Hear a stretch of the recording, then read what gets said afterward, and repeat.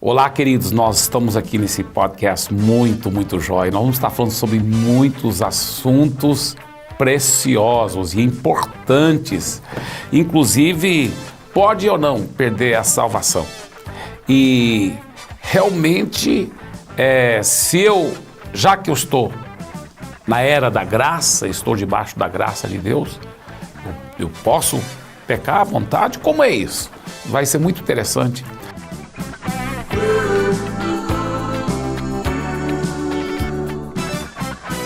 Eu tenho o prazer e a alegria de ter conosco aqui o Luciano Subirá, e é uma alegria muito grande. Seja bem-vindo, viu, querido? Amém. Você é precioso. Minha também.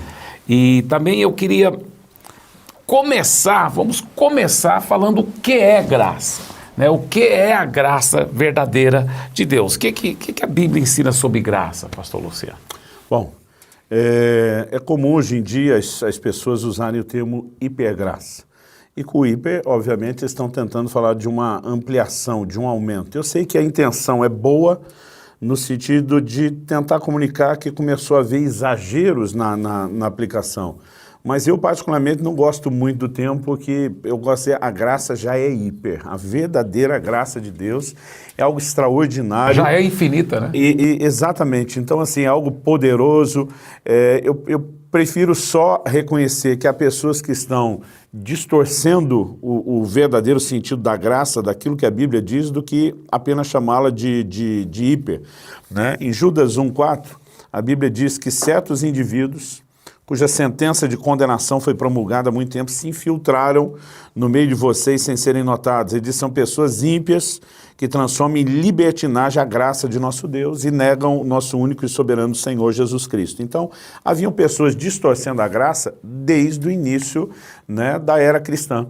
O apóstolo Paulo, mesmo quando escreve aos Colossenses, ele começa a falar de uma dimensão de frutificação singular. Eu acho interessante a referência que ele usa. Ele diz o seguinte, né? Ele diz, o evangelho está produzindo fruto, crescendo em todo o mundo, né? Ele diz, desde o dia em que vocês ouviram e entenderam a graça de Deus na verdade. Então, acredito que não apenas ouvir sobre a graça, mas entendê-la é o que gera a frutificação do evangelho na vida da pessoa e na expansão, né? Então, eu acho que nós temos um conceito equivocado, porque como Efésios 2 diz, pela graça sois salvos mediante a fé, a gente pensa na manifestação da graça só na conversão, né? Isso faz com que a gente olhe para a salvação de uma forma limitada, né? Porque outro dia um jovem me perguntou, pastor, eu às vezes fico confuso, eu estou lendo a Bíblia e parece que os tempos verbais da salvação são distintos. Tem hora que salvação aparece conjugado no passado, tem hora que é no presente, tem hora que é no futuro. Eu lembro que ele falou, qual o tempo certo? Eu falei, todos eles. Aí ele falou assim, mas não tem como ser todos. Eu falei, se você pensar em salvação como um evento único, não. Se você entender que é um processo, então tem uma parte que já aconteceu, passado, tem uma parte que está acontecendo, presente, tem uma parte que ainda vai acontecer. Eu lembro que o exemplo que eu dei para ele foi do meu casamento. Falei, eu tenho mais de 25 anos de casado, então não tem como eu falar do meu casamento sem olhar para trás e falar do começo. Mas ele não é só passado, eu continuo casado, eu estou vivendo isso hoje no presente. E Kelly e eu estamos cheios de empolgação para o futuro, né? De envelhecer juntos, honrando a aliança do matrimônio, expectativas do que Deus fará. Então, assim, o casamento ele tem a parte que aconteceu, a que está acontecendo e a que vai acontecer. E eu usei isso para ele como ilustração, para a gente pensar a vida cristã, porque até essa ideia de pede ou não pede salvação, é porque eles olham para a salvação como um pacote completo da conversão. E tipo, se Deus me deu um pacote completo, como isso é comprometido? Agora, se você entende a Bíblia falando sobre um desenvolvimento, né, então significa que em algum momento a gente, em vez de desenvolver, pode abortar. Então, isso é assunto que nós vamos falar mais para frente. Em relação à graça, eu acredito que a gente precisa pensar em que ela não apenas nos conduz à conversão, né? A graça é o maior remédio, o maior antídoto de Deus contra o pecado. Dietrich Bonhoeffer, o teólogo alemão, dizia que uma graça que nos livra da condenação do pecado, mas não do poder do pecado, é uma graça barata, né? E qual a distinção? Na conversão, essa experiência passada, a parte que já aconteceu da salvação, nós somos libertos da condenação do pecado. Romanos 8:1 diz, já não há mais condenação para os que estão em Cristo Jesus. Segundo aos Coríntios 5:17, se alguém está em Cristo, nova criatura é, as coisas velhas já passaram, mas a gente chegou com o pecado já praticado, já cometido. Então a graça removeu aquilo que já tinha nos vencido, tirou a nossa culpa, nos justificou, inocentou. Mas quando a gente fala da graça trazendo livramento não só da culpa, mas do poder, é a capacidade de dizer não ao pecado daí para frente. Que é o famoso exemplo de João 8, da mulher adúltera, né? Jesus diz, em primeiro lugar, eu não te condeno, mas depois ele diz, vai e não peques mais. Eu acho que é essa segunda parte da mensagem que as pessoas estão confundindo, porque elas acham que a graça, né, é quase que uma complacência, uma permissão para pecar. Quando, na verdade, a graça é a maior força libertadora do pecado. Tá, mas antes da gente entrar mais profundamente nessa área de pecado, etc, etc, vamos aprofundar um pouco na definição de graça, né? Porque eu gostei muito de uma, como que chama em português? A acróstica, né? Acróstica, é isso mesmo? Da palavra grace em inglês, né? Que grace, escrito em inglês, é G-R-A-C-E. Então é God's riches at Christ's expense. Uau! Muito legal, né? As riquezas infinitas de Deus aos custos de Cristo, né? Então, eu gosto disso, porque quando a gente fala que a graça é favor não merecido, às vezes não demonstra o quão grande é o favor. Exatamente, e essa profundidade dessas riquezas infinitas de Deus que são dadas a nós sem merecimento algum. É poderoso, né? E por isso, quando a gente é receptor dessa graça, mas receptor de verdade, eu creio, por exemplo, será que aquela mulher adúltera voltou a adulterar? Eu tenho certeza que não. Por quê? Porque a graça que veio sobre ela de eu não te condeno é o que a capacitou para fazer a segunda parte, vai e não peques mais. Então, o que a graça não nos dá uma licença para agora ficar pecando. Não, a graça nos capacita para sermos livres da escravidão do pecado, né? É verdade. E é importante a gente notar que a Bíblia apresenta uma construção, né? Em João 1,17, a Bíblia diz que a lei foi dada por intermédio de Moisés. A graça e a verdade, porém, por meio de Jesus Cristo. Não quer dizer que não havia graça no Velho Testamento, mas no nível em que Cristo trouxe e veio expressar, obviamente não. Mas a gente também precisa entender a graça não apenas como remédio para um pecado já cometido. Por exemplo, Romanos capítulo 8, versículo 3, quando fala da lei, e muitas vezes as pessoas estão tentando explicar a graça sem entender a própria lei, né? A lei, por exemplo, ela já dizia, ela carregava essa sentença sobre si mesma, que ela tinha prazo de validade, né? Ela é interpretada com clareza no Novo Testamento como algo que seria removido. Então, por exemplo, mas até que fosse removido, ela tinha um caráter, se ela por um lado tinha um caráter temporário, por outro ela tinha um caráter profético. Né? Tanto que Jesus chega dizendo, eu não vim remover, né, a lei, revogar, ele diz, eu vim cumprir. Cumprir não era só obedecer, mas todas as figuras da lei que apontavam para esse sacrifício de Jesus se cumpriram nele. Agora, o que eu acho importante a gente entender, em Romanos 8,3, Paulo diz assim, porque aquilo que fora impossível à lei, porque estava enferma pela carne, isso Deus fez, né, enviando seu próprio filho em semelhança de carne pecaminosa no que diz respeito ao pecado. E depois ele diz no verso 4, a fim de que o preceito da lei se cumprisse em nós. Então, peraí, a lei está sendo removida, mas com a intenção de que ela se cumpra em nós. O que foi removido não é o fato de ter lei. Porque tem hora que eu vejo as pessoas pegando Romanos 10,4, quando diz lá que o fim da lei é Cristo, como se não tivesse lei nenhuma. Na verdade, Hebreus 7,12 diz que onde há mudança de sacerdócio, há mudança de lei. Então, quando o livro de Hebreus mostra a superioridade do sacerdócio de Cristo em relação ao sacerdócio levítico e fala dessa mudança, com a mudança houve mudança de lei. Então, não houve cessação, desaparecimento de lei.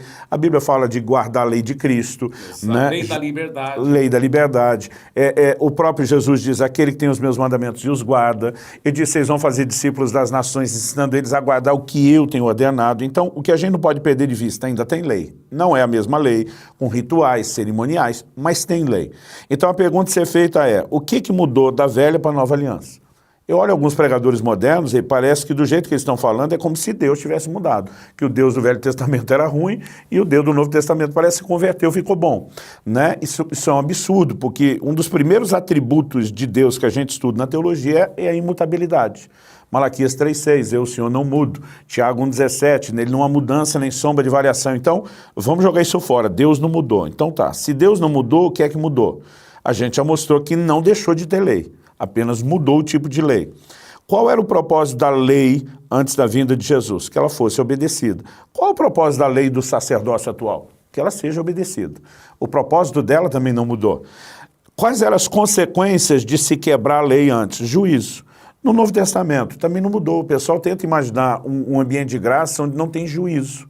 Mas eu digo, esqueceram de comunicar Ananias e Safira quando morreram, ou lá em Apocalipse, quando o próprio Jesus, o Senhor da graça, né, se referindo à mulher que ele denomina como Jezabel, diz, eu vou prostrá-la de cama, juntamente com os que com ela adulteram, eu vou matar os seus filhos, eu dei tempo para ela arrepender, ela não quer arrepender. Então, assim, também não deixou de ter juízo. Eu acho que a grande mudança que o pessoal perde de vista é que antes, a Bíblia diz, o trabalho, a missão da lei era impossível. Por quê? Por causa que ela estava enferma, enfraquecida pela carne. Havia uma natureza pecaminosa, né, que governava o homem de tal forma que ele não conseguia obedecer. Então, qual a grande mudança? Eu gosto de uma ilustração que nós temos num clássico da literatura cristã, que é o Peregrino. Tem uma hora que o Peregrino entra numa sala, se não me engano, quem está explicando para ele é um personagem chamado intérprete, né? E uma pessoa entra e começa a varrer uma sala que nunca tinha sido varrida, levanta uma poeira enorme. Ninguém consegue ficar ali dentro, eles acabam saindo. O intérprete dá sinal, uma outra mulher vem, começa a esborrifar, jogar água na sala toda, a poeira baixa. Então ela varre aquela poeira úmida e ela é toda retirada. E o Peregrino olha com a cara de, qual é a explicação, o sentido? Ele diz, a primeira mulher que varreu é a lei, a segunda é a graça. Né? A Bíblia diz que a lei trouxe à tona o pecado, a condição do homem. Paulo escreve aos Gálatas e diz que ela serviu de aio para nos levar a Cristo. Ela revelou a incapacidade do homem, ela não resolvia o problema, mas ela denunciou e expôs. Mas a graça vem resolver. E às vezes a gente acha que a resolução da graça é só perdão. Mas é mais do que isso. Então, como eu disse, Jesus diz, eu não te condeno, perdão, vai e não peques mais, empoderamento para obediência. Então aqui Paulo está dizendo, o que não foi possível na lei, que estava enferma pela carne, agora o preceito da lei se cumpre em nós. Ou seja, a graça é o maior empoderamento de Deus na vida do ser humano para que ele obedeça à lei. Né? A graça ela não trouxe só a remoção da condenação de pecados já cometidos. A Bíblia diz, o pecado não mais terá domínio sobre nós, sobre vós. A graça nos empodera com a nova natureza e a capacidade de dizer não ao pecado. Mas como eu disse antes, se a gente não entender a graça, é difícil frutificar de acordo com ela. Né? Eu gosto de dizer que o entendimento errado leva a uma fé errada leva a gente para o resultado errado. Se eu creio que graça é só perdão e que está tudo bem e eu sigo pecando, eu vou viver com esse tipo de fé errada que me leva ao lugar errado. Agora, o entendimento correto me leva a uma fé correta que vai me levar para o lugar ou resultado correto. Se eu entender a graça não apenas como algo que resolve o pecado já cometido, mas que tem o poder de me ajudar a parar o pecado, a conversa é outra. Porque em Hebreus 4, quando a Bíblia fala no 16, do versículo 16 do trono da graça, antes disso tem um contexto. No versículo 14, Jesus é apresentado como nosso sumo sacerdote. No 15, a Bíblia diz, nós não temos um sumo sacerdote que não possa se compadecer das nossas fraquezas. Qual a ideia de fraqueza? A Bíblia diz antes, alguém que em tudo foi tentado, mas sem pecado. Então, fraqueza ali é a tentação. A Bíblia está dizendo que esse sumo sacerdote, ele compadece de nós. Então, ele é alguém que entende, literalmente, na pele, o que nós passamos. Mas ele não tem só dó de nós. Ele também entende de vencer, porque ele nunca pecou. E é depois de dizer que ele tem compaixão da nossa luta, mas entende vencer, que a Bíblia nos manda ir ao trono da graça para achar socorro em ocasião oportuna. Então, se a ideia de socorro é com tentação e achar em ocasião oportuna, isso aqui é antes de cair. O problema é que nós passamos a acreditar que a graça é só para quem já caiu. É lógico que para aqueles de nós que tropeçamos, Deus seja louvado que existe graça, mas essa não pode ser a única definição da aplicação da graça, né? Então a gente tem que buscar a graça antes da queda. Existe, por exemplo, na oração do Pai Nosso, que é uma oração modelo, Jesus nos ensina, é um modelo de oração diária, pão nosso cada dia nos dê hoje, e nos ensina a dizer, não nos deixe cair em tentação, mas livra-nos do mal do maligno. A maioria dos crentes que eu questiono, pergunto em entrevista, não ora para não cair em tentação. Porque o trono a gente tem que se achegar a ele. Não é o trono que é volante correndo atrás da gente, move, batendo de porta em porta, perguntando, e aí, está precisando de graça hoje para não pecar? Não, obrigado, volta amanhã. Mas a maioria de nós não reconhecem a provisão, não vai atrás dela, não a busca, e depois, porque a gente não buscou e não usou o recurso do céu e tropeça, a gente cria a teologia da experiência, de que não dá para vencer, então Deus tem que ficar perdoando, né? Eu acho que a essência do que precisa mudar é a gente entender, graça é capacitação, é para o ministério, é para suportar dificuldade na vida cristã, quando Deus diz para Paulo, minha graça te basta, e também para vencer, né, tentação. Porque eu acho que na cabeça da maioria dos crentes, a tentação parece algo sobrenatural, maligno, imparável.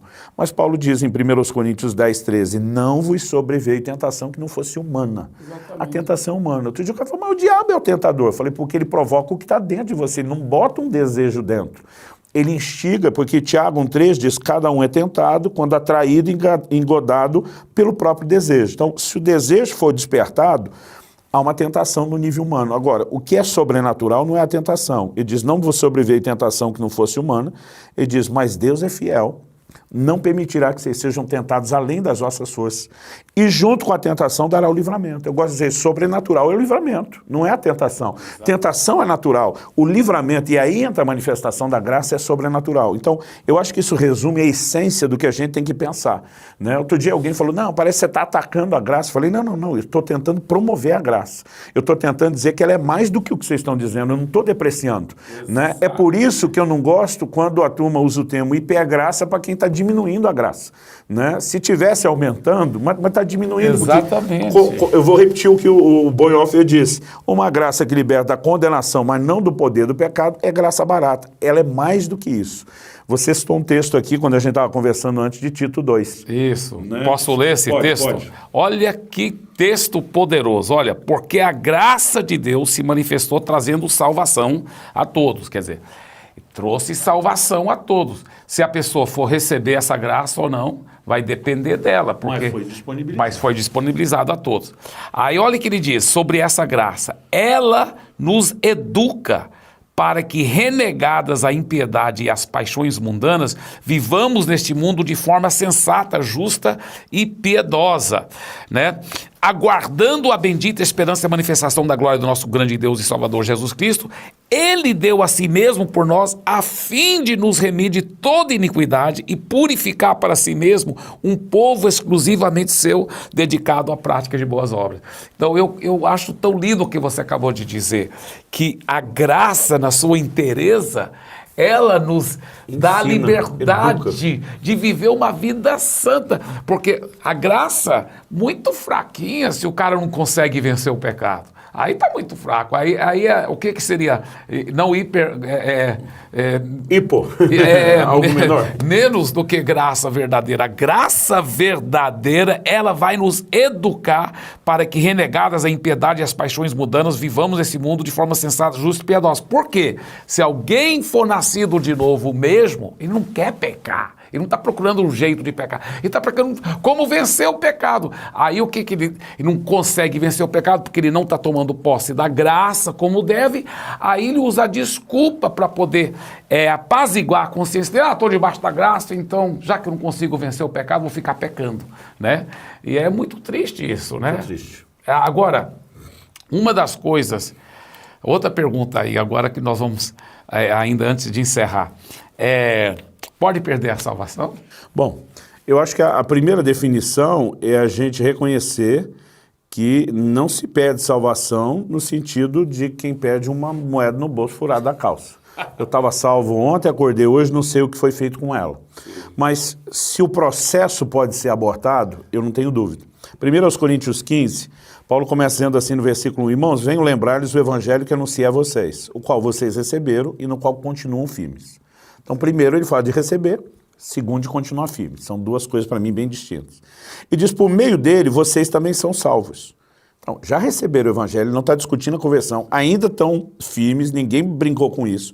E diz, por meio dele, vocês também são salvos, se retiverem a palavra, assim tal como a preguei a vocês, a menos que tenham crido em vão. Então, tem gente que começa exercendo fé, não quer dizer que a fé não deu resultado, né? Mas por não reter a palavra como foi pregada, ele, obviamente, pode abortar o processo. Eu acho que há um volume enorme de informações, né, a respeito disso, principalmente no livro de Hebreus, né? Hebreus 3:12.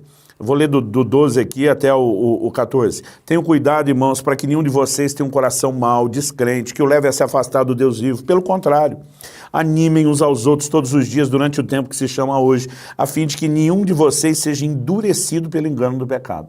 Um crente nascido de novo pode ser endurecido? Pode, né? Não deveria, não precisa, mas a possibilidade existe. No 14 ele diz, porque temos nos tornado participantes de Cristo. Aí o condicional de novo, se, de fato, guardarmos firme até o fim a confiança que desde o princípio tivemos. Vez após vez a Bíblia fala, se permanecer na fé. Olha esse outro texto, em Colossenses. Agora, porém, Colossenses 1, 22 e 23. Agora, porém, ele os reconciliou no corpo da sua carne, mediante a sua morte, para apresentá-los diante dele, santos, inculpáveis e irrepreensíveis. Se é que vocês permanecem na fé. Exatamente. Alicerçados porque quando a gente diz, pela graça sois salvos mediante a fé, eu acho que é só a fé do início. Exatamente. Não, Romanos 5:2 diz que é pela fé que nós temos acesso à graça. A salvação é um presente da graça. Eu só acesso essa graça com fé. Agora, não é fé só para entrar e depois não precisar mais fé. Exatamente. Então, Paulo usava a expressão de gente que naufragou na fé. Eu quero naufrágio. É isso que eu ia chegar também. Essa aí é naufrágio. O cara entra num barco atracado num porto com o propósito de fazer uma jornada e desatracar no outro. O naufrágio era quando essa jornada era abortada, a pessoa não concluía e perecia. Né? Então, se tem naufrágio na fé, a figura para mim, né, é muito clara. Uma outra questão, Hebreus 6, por exemplo, esse é um texto que muita gente evita, né, mas fala, é impossível, pois, que aqueles que uma vez foram iluminados, provaram o dom celestial, se tornaram participantes do Espírito Santo, provaram a boa palavra de Deus, os poderes do mundo vindouro e caíram. E diz, é impossível outra vez renová-los para arrependimento, visto que de novo estão crucificando para si mesmos, Filho de Deus, e expondo a zombaria. Isso não é uma queda qualquer. Mas ele está falando de alguém que pode cruzar uma linha sem volta. Aí tem gente que diz, não, é porque não tiveram uma experiência genuína. Bom, primeiro ele fala renovar para arrependimento, então houve arrependimento. Segundo, diz que foi iluminado. Isso não é só a luz de Deus resplandecer nas trevas da vida de alguém, mas é a revelação, não é nenhum evangelho mal pregado.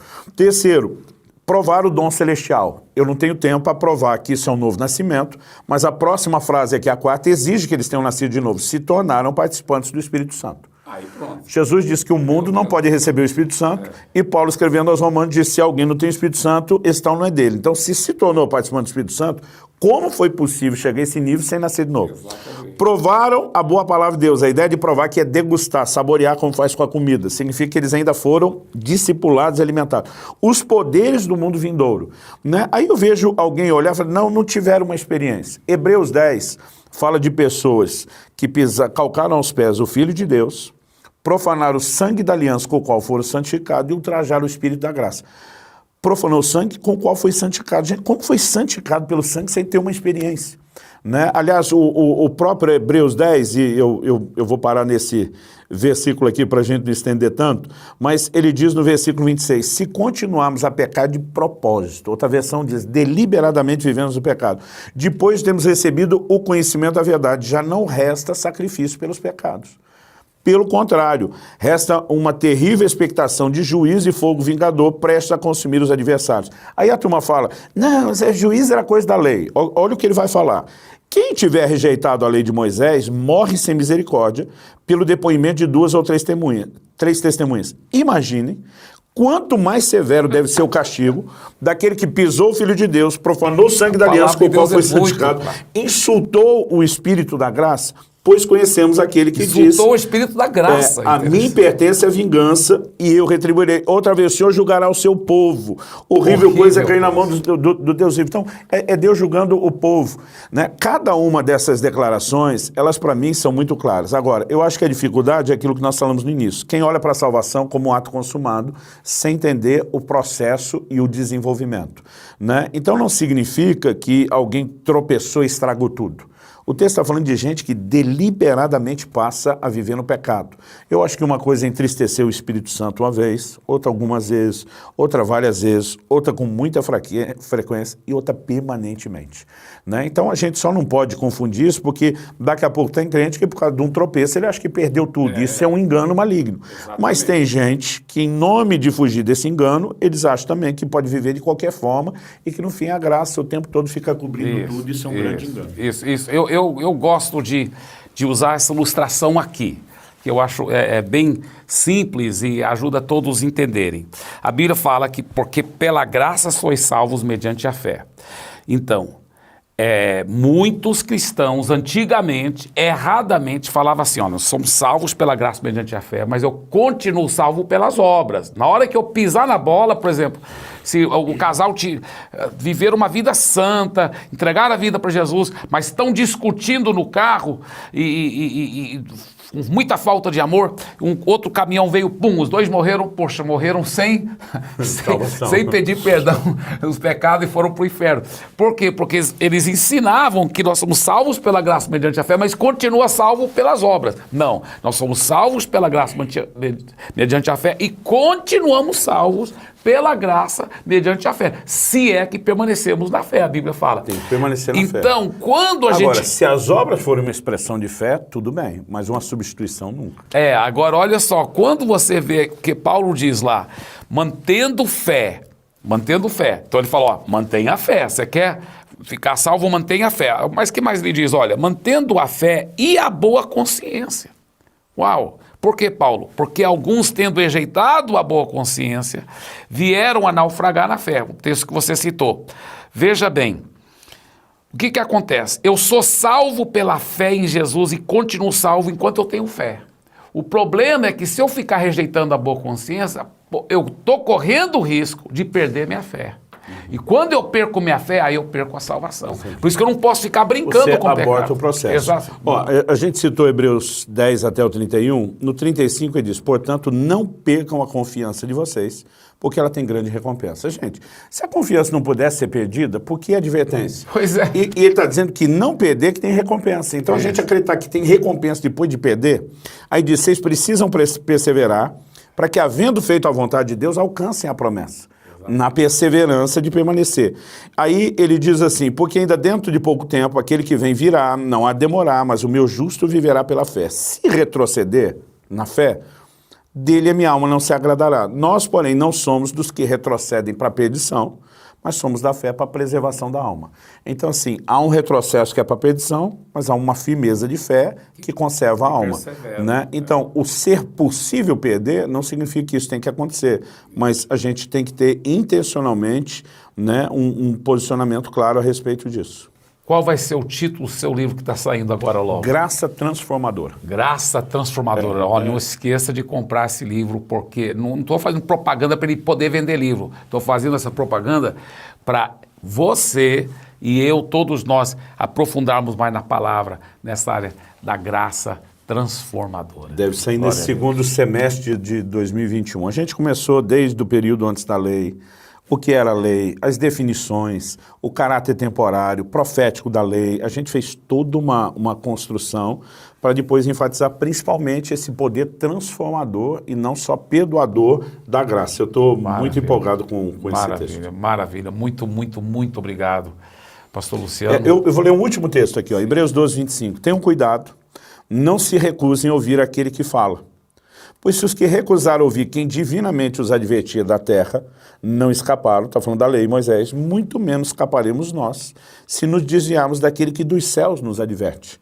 Né? No final, ele diz no verso 28, por isso, recebendo nós um reino inabalável, retenhamos a graça, pela qual sirvamos a Deus de modo agradável, com reverência e temor, porque o nosso Deus é fogo consumidor. Se a graça não for retida, essa mesma graça que acessamos pela fé que nos salva, né? A Bíblia fala de cair da graça, a Bíblia fala de retroceder na graça, a Bíblia fala de anular a graça, então obviamente isso pode ser sabotado, mas o propósito disso é gerar o temor e a firmeza na fé e não o desânimo para ninguém, é claro. E eu vendo você citando tanto o livro de Hebreus, me faz lembrar de uma coisa que meu irmão pastor Lucas falou, porque... Mas antes de falar o que ele disse, a gente sabe que para aqueles que querem ainda manter muita regrinha, religiosidade e viver debaixo de uma lei, achando que é a lei que vai trazer a salvação, o livro de Gálatas acaba com eles, né? Assim também o meu irmão Lucas, ele estudando sozinho o livro de Hebreus, ele falou, não tem jeito, você lê o livro de Hebreus com uma mente aberta, neutra, para só receber o que está escrito lá e ainda acreditar que não pode perder a salvação. Exatamente. Não tem jeito, o livro de Hebreus... Mas foi bom você tocar no outro assunto das regras, porque os extremos da graça são dois. A permissividade é um deles, mas... o legalismo é outro deles. Diz que precisamos de Hebreus e de Gálatas. Exatamente. Né? Muito, muito legal. Amém. Obrigado, Mas Luciano. que o Senhor abençoe e fortaleça cada um para se permanecer na fé e na graça. Amém, amém. Um beijo e um beijo para vocês também.